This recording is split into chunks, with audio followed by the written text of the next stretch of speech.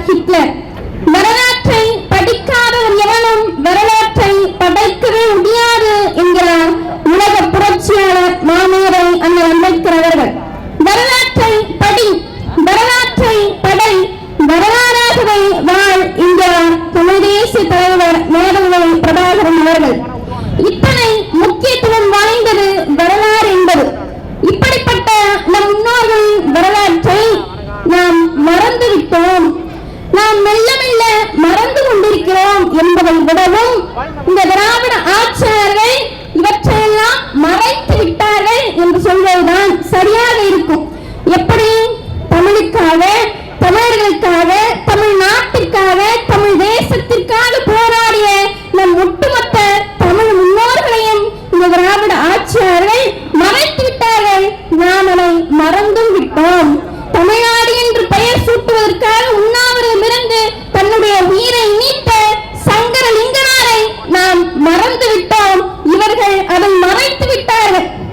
தமிழர்களுடைய வரலாற்றை தகவுடன் உரைத்த அவ்வை சு. துரைசாமி அவர்களை இவர்கள் மறைத்து விட்டார்கள், நாம் அதை மறந்தும் விட்டோம். தமிழக எல்லை மீட்பு போருக்கு காரணமாக இருந்த மாப்போ சிவஞானம், மார்சல் நேசமணி, விநாயகம், மங்களங்கியார் போன்ற எண்ணற்றோரை இந்த திராவிட ஆட்சியாளர்கள் மறைத்து விட்டார்கள், நாம் அதை மறந்தும் விட்டோம். 1938 சென்னை கடற்கரையில் நடந்த இந்திய எதிர்ப்பு மாநாட்டில் தமிழ்நாடு தமிழுக்கே என்று முழக்கமிட்ட மறைமலை அடிகள், சோமசுந்தர பாரதியார் போன்றோரை இவர்கள் மறைத்து விட்டார்கள், நாம் அதை மறந்தும் விட்டோம். இவர்களை எல்லோரையும் நினைவூட்டும் ஒரு மாபெரும் நிகழ்வுதான் இந்த தமிழ்நாடு நாள் என்பதை நாம் தெளிவாக புரிந்து கொள்ளணும். நாம் யார், நாம் எப்படிப்பட்டவர்கள் தெரியுமா? தமிழ் மண்டலம் ஐந்தும் தாவிய ஞானம் உமிழ்வது போலும் உலகம் தெரிவார், அவள் மனமும் எம்மாதி அறிவும் தமிழ் மண்டலம் ஐந்தும் தத்துவமானே என்கிறார் திருமூலர். தமிழ் மண்டலம்னா சேர, சோழ, பாண்டிய, கொங்கு, தொண்டை மண்டலம் என்று சிலர் பொருள் கூறுவாங்க. ஆனால் திருமூலர் கூறியது இதுவல்ல. ஆசியா, ஐரோப்பா, ஆஸ்திரேலியா, அமெரிக்கா, ஆப்பிரிக்கா ஆகிய கண்டங்களைத்தான் மண்டலம் என்று சொல்றார். மண்டலம், மண்டலம், மண்டலம்னா கண்டம் என்று பொருள் உண்டு.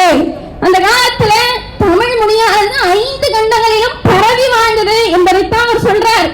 இமய முதல் குமரி வரை, அங்கம் முதல் காந்தாரம் வரை உள்ள 18 மொழிகளும் தமிழிலிருந்து பிரித்தன, புரண்டன. சிங்களம், சோழகம், சீனம், சாவகம், கொங்கணம், குடகம், கொல்லம், துளுவம், வங்கம், கடாரம், மகரம், கோசலம், கங்கம், காஷ்மீரம், கலிங்கம், நேபாளம், அங்கம், காந்தாரம் ஆகிய 18 மொழிகளும் தங்கி வளர்ந்த தமிழ்நாடு இது. இந்திய பெருநிலத்தை வடதமிழ், தென்தமிழ் என்று பிரித்தார். ஒரு காலத்தில் தற்போது இருக்கிற இந்திய ஒன்றியம் முழுவதும் தமிழ் மொழியை பேசப்பட்டது, தமிழர் ஆட்சியை நிலவி வந்தது. அப்படி இந்திய ஒன்றியம் முழுவதும் பரவி வாழ்ந்த தமிழ் சமூகம் என்னானது? குறுகி குறுகி தெற்கு புறமாக தள்ளப்பட்டு ஒதுக்கப்பட்டவர்களாக மாறிவிட்டோம். ஆனா இதில் என்ன கொடுமைனா, இந்த குறுகிய நிலத்தை ஆழ்வதற்கு தகுதி இல்லாமல் அடிமைப்பட்டு கிடக்கிறோம் என்பதுதான் இதுல இருக்கிற ஒரு மிகப்பெரிய கொடுமை. இதிலிருந்து நாம் மீண்டு வரணும்னா, இந்த அவலங்களை எல்லாம் தாண்டி நாம் மீண்டு வரணும்னா என்ன செய்யணும்?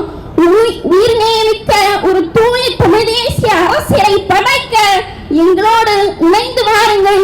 நாம் தமிழராய் புதியதோர் தேசம் செய்வோம், மக்கள் புரட்சியால் அதை உறுதி செய்வோம். இலக்கு ஒன்றுதான், இனத்தின் விடுதலை. உறுதியாக நாம் வெல்லுவோம். இதை உறக்க உலகிற்கு சொல்லுவோம், நாம் தமிழர். அடுத்ததாக தமிழ் பழங்குடியினர் பாதுகாப்பு தலைவர் கேப்டன் ரவி அவர்கள்.